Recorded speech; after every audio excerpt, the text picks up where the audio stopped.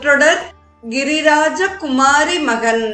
மரங்களுக்கு அரசு அரசமரம், விலங்குகளுக்கு அரசு மிருகராஜா சிங்கம், பறவைகளுக்கு அரசு பக்ஷிராஜா கருடன், நாகங்களுக்கு அரசு நாகராஜா ஆதிசேடன், யானைகட்கு அரசு கஜராஜா ஐராவதம், நடிகர்கட்கு அரசு நடராஜா அம்பலவாணன், தியாகிகட்கு அரசு தியாகராஜா ஆரூர் அண்ணல், தேவர்கட்கு அரசு தேவராஜா இந்திரன்.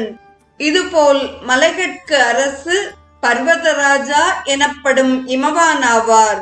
இமவானுடைய தவத்திற்கு இறங்கி உலகன்னை மானசவாவியில் தாமரை மலரில் குழவியாக தோன்றி இமவான் வளர்க்க அவன் புதல்வியென வளர்ந்து அருள் புரிந்தாள்.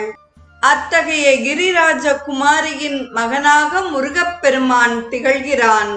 நிறைவாக